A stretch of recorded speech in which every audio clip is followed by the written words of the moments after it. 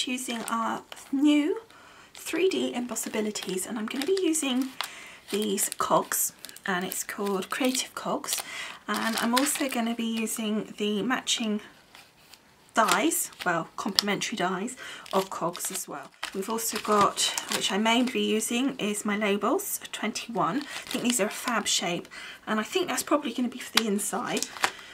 We've got this fabulous set of stamps from Paper Mania, and it's these great classic cars. I'm going to be using this Model T Ford down here, which is a really sweet little image, and I think kind of in keeping with the old-fashioned theme. And then I've got some different bits of cardstock, two sort of milk, sort of a buttermilk colour, and then a more milk colour, then black, and then some gold possibly as well. I may introduce that, we'll see. Okay, so the first thing that I did was I took a piece of the black A4 card and I folded it in half to create an A5 card, which is approximately 6 by 8. We're going to be doing this as a landscape card. Okay, so we don't need this base at the moment, so I'm going to pop that to one side. And the first thing I think I'd like to do is stamp my image that I need. Put my stamp on a block, and I'm going to be using this Tim Holtz Distress ink in walnut stain. I haven't really got, I think I've got about 2 of these Tim Holtz, and I've not really used them very much, so I don't really know what this is going to be like, but I think what it will mean is that I can blend this over a little bit using a water pen or whatever. So just pop that in position. Now I'm not going to do it too close to the edge of my piece of paper because I want to die cut it out, and I'm not quite sure exactly what I want, so we don't want to waste paper obviously, but on the other hand I don't want to waste my time completely by putting the image so close that I may as well not, you know,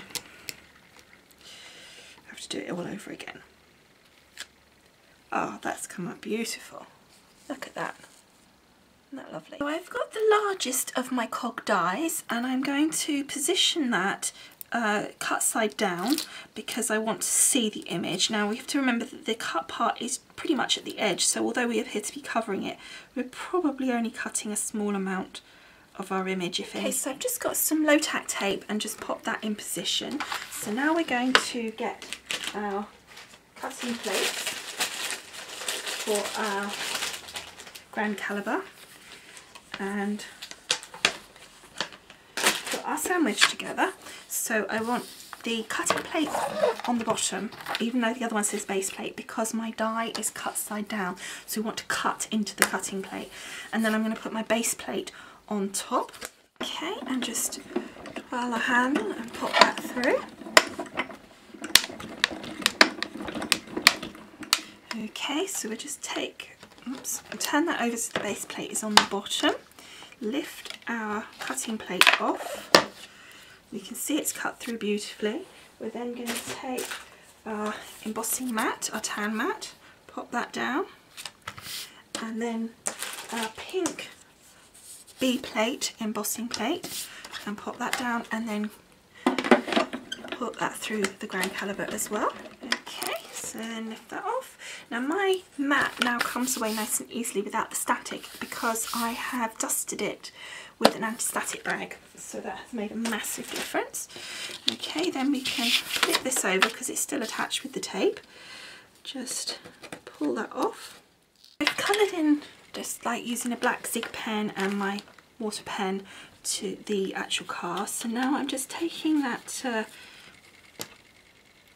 walnut stain and just going around the edges of my cog here, because with the gold on the inner part from that Adirondack mixative, it looks a bit white on the edges, so we just want to pull that in so it gives a better look on the outside. That's our finished little cog for our design. Now we will just want to put in here the name of our car, so we'll get our stamp. Okay, so I'm just taking my stamp, and it says Model T Ford. I'm using that walnut stain again, and I'm just popping it up the top here. Now I want to make sure my car is at the right angle.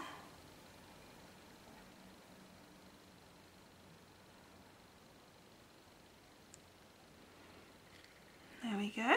So I've got my embossing folder, my 3D embossing folder, and the first thing to note is that the front, so it gives you the right way up as you would see it to give you the emboss rather than the deboss, has the spellbinders on the front. So if you put your piece of card in like so, do that, obviously right side up, then you will get the emboss on your right side. Obviously with this card, to a certain extent, if I was just embossing, because it's both the same, both sides, it doesn't matter.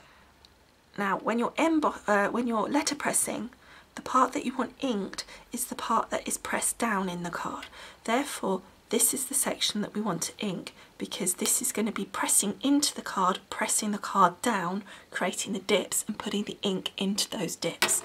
Okay, so it's the side that says spellbinders that you want to ink. Now again, I'm going to use this Adirondack Mixatives. I don't know if this will work or not, so we'll have to see.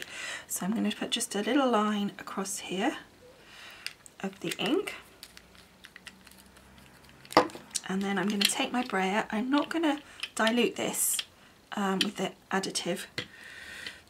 I'm just going to take my brayer and ink it all up. And that was actually gone a nice long way, so that's good. Making sure that the ink is all the way over the brayer. I'm just going to push that over so you can see, and then I'm just going to ink, double checking that I'm on the right side, yes. And then just ink onto my folder here. Whoops. Now the pieces where you can see in there that shouldn't really have ink on, I'm just going to take my little sponge, or you can take a wet wipe and just wipe that off. Okay, so then put your piece of paper in your folder, trying to carefully not to touch the ink, and then pop it closed. Now the sandwich that you need, let me just move this out of the way, is your base plate, your embossing folder,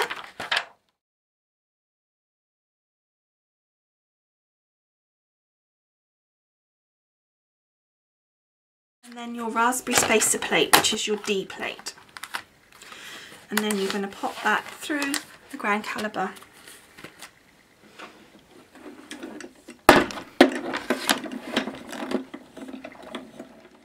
Okay, so that's gone through. I have to say it was quite tight, but let's see how it actually looks when it's opened up. Oh, it's too exciting. I've done it right. Oh, doesn't that look lovely? Oh my goodness. Do you know, I think it might have looked better with different ink, but I am pleased with the effect nevertheless. I think it's really effective, and I love the gold. I think if I'd have used a plain gold ink, then that would have come up really well, but I am really, really pleased with that. And the ink that I used was a Paint Clean. I had to use the thinner, so I probably wouldn't choose to use that again for this, but nevertheless I think it looks really, really nice. You can really see the 3D effect, look. Especially on the back actually. So I'm going to cut that out to size, and I'm probably, before I do that actually, I am just going to take my distressing ink, and because I want to just tone it down a wee bit, so let's just go over the top.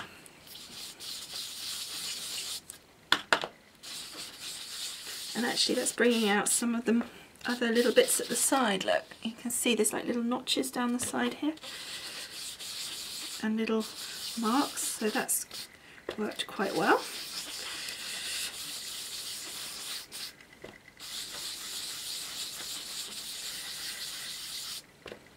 And just by going flat sponge over it, I think it's really bringing it out even more. I think that's enough. There's a danger of overdoing it if you're not careful. You just get overexcited. And I think that looks really nice. And look, you can see around the edges here how the ink's just brought that out, which you couldn't see before. And actually I think you can even see the 3D a lot more. So I'm really pleased. So I changed my mind slightly. I've taken this sort of darker cream colour card and changed that into the card base. I've then taken the black and created a layer for that. And I've taken this gorgeous pattern paper, which is actually from this Graphic 45, A Lady's Diary, which is very, very pretty and not at all where you'd think you'd find something for this card, but actually the back of the paper there, which that's the front, is just perfect for what I need it for. So I've taken that and that's going to layer there. I've then taken another piece of black card and sized it to layer on the back of my embossed piece. So that's what we're going to do now, because what we need to do for this, because it's so deeply embossed, is we need to use glue gel or silicone glue or something like that, where it's going to fill in these holes. It's not going to actually make it stick up, but there's so many holes, sort of dips and stuff in it, that we need to make sure that they're stuck down. And if you just use tape, it's just not going to work, in my opinion.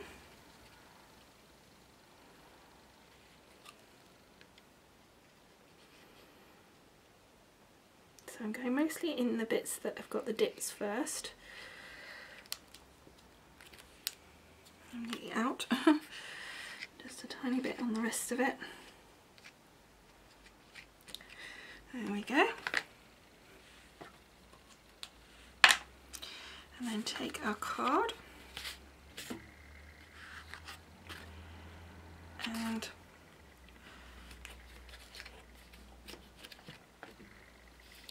put that down in position. Let's move this out of the way so we can see what we're doing. And then you can smooth it out, because you're not, as I said, you're not trying to give it height, you're just trying to stop the bits that are dipping, the embossed and debossed areas. You're actually just trying to make sure they sit and glue down, because there's so much depth to this that if you don't use some sort of wet glue that's got some firmness like the gel glue, then it's just not going to stick very well. Okay, so that's stuck down nicely, and what's happened as well, because we've used the gel glue, it's flattened it all out, all those rumples have gone, which is great. So now for this bit, it seems such a shame, doesn't it, to cover that up.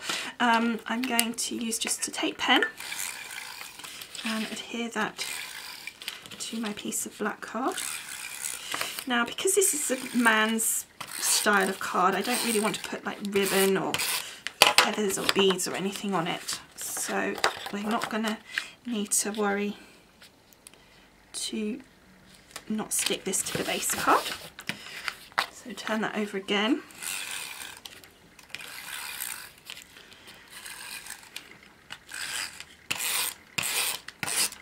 Plenty on, because it needs to make sure it all stays in place. Now you could ink around the edges if you want, but I think at this point anyway I want to keep that nice bright white, well it's not white, bright cream, so that it just offsets some of this nicely. Okay, so I've cut out a load of the cogs on the Grand Caliber. For this sort here, all I did was put one inside the other, but you need to make sure that the sticky out parts of the die are actually at opposite. Is if these are like that, this is the cut line. So if you line up these two bits here that are going up, you're going to end up with the cog not looking like that, with the pieces, the two widest pieces next to each other. So what you want to do is offset it, because this is the cut line here, so that's the wide part, and then that's the wide part. Also cut from my labels 21, the largest one to go on the inside of my card. I've just inked around the edges of it with the gold ink. I just had a colour box gold, so I just did that. I also cut some of these cogs out in the pattern paper as well, so hopefully there'll be a few spare that I can put on the inside. But some of these, look, they're so tiny, it's so cute. So now I'm just going to fiddle around with the layout and see what works. Okay, so I've laid this out, and what I think I do need to do, just to add so that it's not quite so sharp, is just ink a little bit onto these cream ones. Although I want the brightness, they're just a little bit too bright, so I'm just inking around the edges a little, just to take that brightness down just a little bit.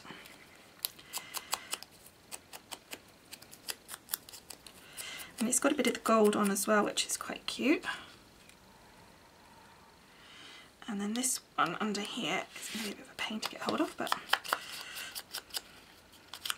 just pop him down like so. I think that's just a bit easier. There we go, that's better, I think.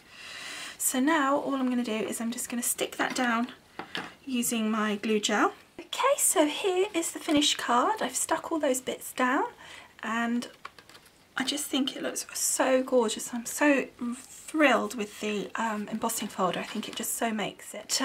Anyway, I hope you've enjoyed having a look at this new 3D embossing folder with me and enjoyed trying out the letterpress, because I'd never used this folder before. You saw me use it first, and you know, I think that just shows that it really is quite simple to use. And even without the embossing, without the letterpress, I think it's going to look absolutely stunning. I think this is amazing. You guys probably know that this kind of vintage sort of inky style isn't really my normal style, and this really made it very easy to go down that direction, try something new, because it was kind of already 3/4 there with the embossing folder and the dies, so it made it so simple to put that together. Anyway, I hope you've enjoyed watching it, and I'd love to hear your comments, and I'll see you all again soon. Thanks for watching. Bye!